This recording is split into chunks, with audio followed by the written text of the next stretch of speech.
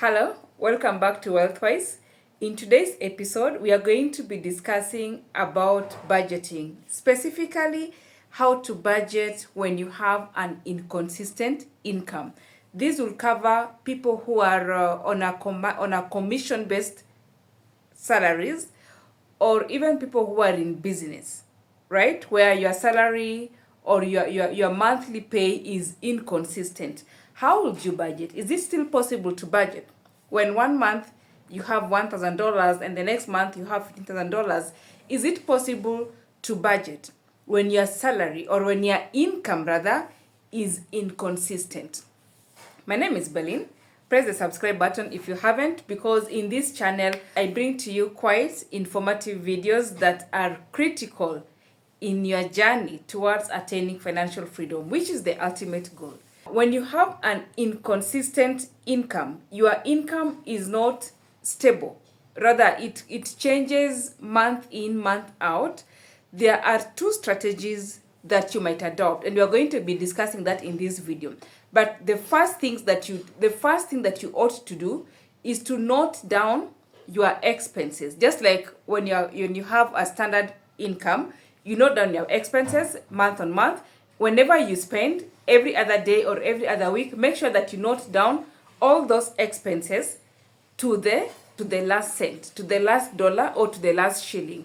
As you note down these expenses, you also need to note down your income during the different months. Unfortunately, this is going to take you much longer to come up with this budget, but you have to get started anyways. And next year, we are starting on a different note with our finances, right? So note down your expenses month on month, every other day. Make sure you note them down until you are able to tell specifically, this is my monthly expense on this utility bill, this is my monthly expense on this expenditure line. After noting that, you also need to note down your income.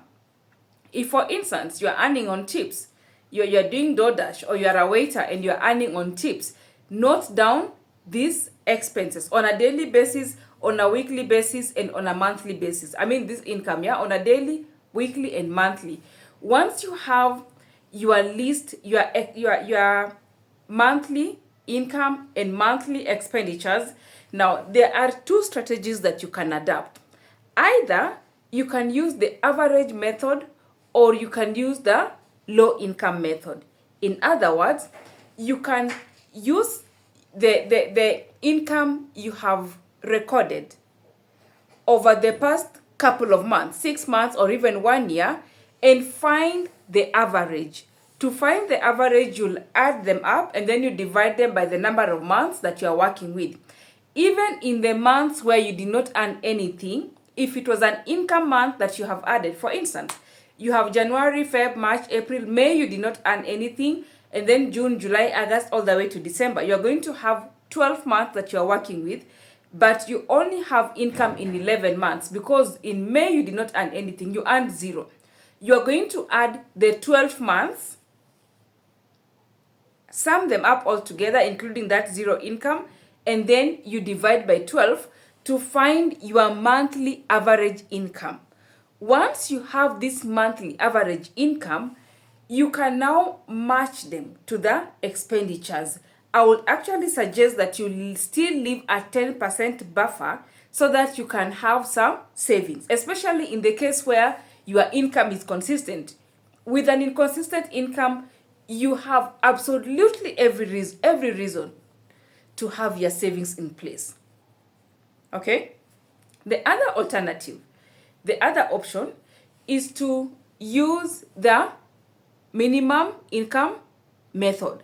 After listing down your income, after listing down your expenditures, you can plan your budget on the minimum income that you receive, especially if you're on a commission based, you have the bare minimum, and then you have the commissions that you earn. So what is the least commission you've ever earned in the past 12 months? And what is your retainer? So take the retainer, take the least commission you've earned, and use that as your income.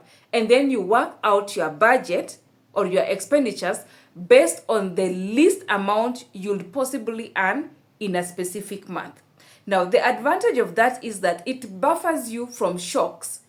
It saves you from unforeseen instances where you have an income dip. It cushions you from the income dips.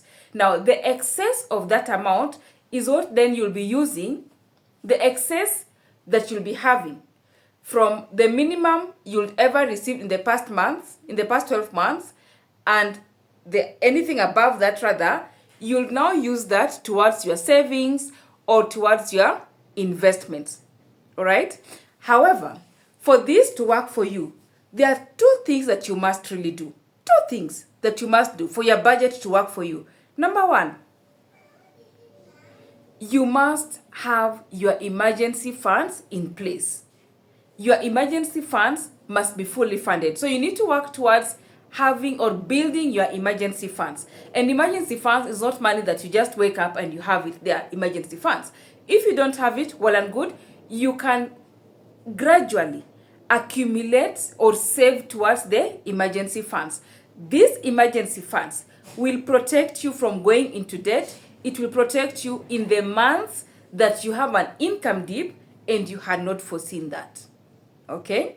The next thing that you need to do is you need to work towards building your sinking funds. Have your sinking funds in place. Have your sinking funds in place. And the third thing that you need to do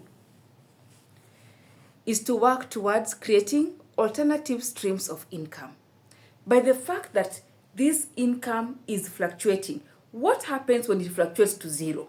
Or what happens when you are at the bare minimum for the next 3 or 4 months? How are you going to survive? How are you going to manage your bills? So you need to work towards generating extra sources of revenue and most preferred passive income to cushion you in the event of eventualities.